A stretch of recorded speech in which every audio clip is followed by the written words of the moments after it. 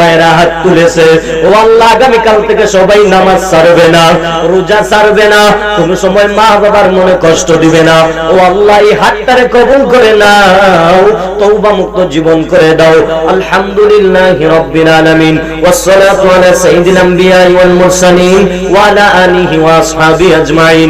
আমিন বিরহমাতিকা ইয়া আরহামার রাহিমিন।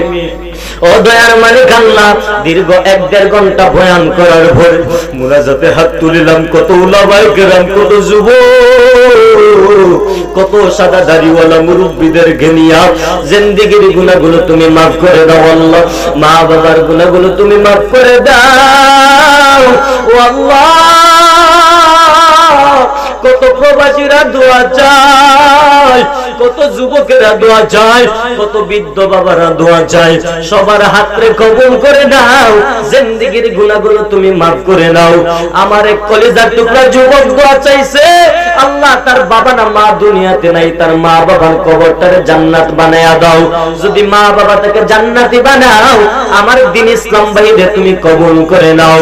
আমি গুনাহগারকে কবুল করে নাও, আমার মহব্বতের ভাই আলিরা জোয়াশিকে কবুল করে নাও, সমস্ত আলেম ওলামাকে কবুল করে নাও। আমার রাশেদ ভাইরে তুমি কবুল করে নাও, মুরব্বী মানুষ ইসলামের খেদমত করে কবুল করে নাও।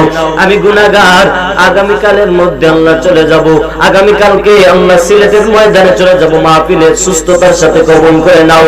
আল্লাহ রাব্বুল আলামিন হাজী ইমরান আলী সাহেব দোয়া চাইলেন, তার জন্য কবুল মঞ্জুর করে নাও। আয় আল্লাহ, অসুস্থ মানুষ তারে তুমি শিফায়ে আজলা কামিলা নসিব করে দাও, দরবারে কবুল করে নাও। আয় আল্লাহ, আগামীকাল অনেক জায়গায় যাব, তুমি কবুল করে নিও। আশেপাশে যেখানে আসবো সব জায়গায় মাহফিল তুমি সুস্থতার সাথে ঈমান ইখলাস অহংকার মুক্ত করার তৌফিক দান করে দিয়েন। মা বোনদেরকে আবেদা সালেহা নেককারী বানাইয়েন, মা ফাতেমা খাদিজাতুল কুবরার মতো বানায়া দিয়েন। ছেলে সন্তানগুলো নেককার দিয়েন, ঘরে ঘরে কোরআনের হাফেজ কোরআনের আলেম দান করে দিয়েন। সাল্লাল্লাহু তাআলা আলা খায়রি খালকি মুহাম্মদ ওয়া আলা আলিহি ওয়া আসহাবিহি আজমাইন।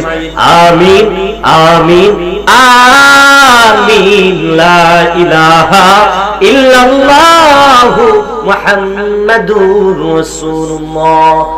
আমার কথাবার্তা যদি ভুল হয়ে থাকে মাফ করে দিবেন। ওয়া মা তাওফিক ইল্লা বিল্লাহ। আসসালামু আলাইকুম ওয়া রাহমাতুল্লাহি ওয়া বারাকাতুহু।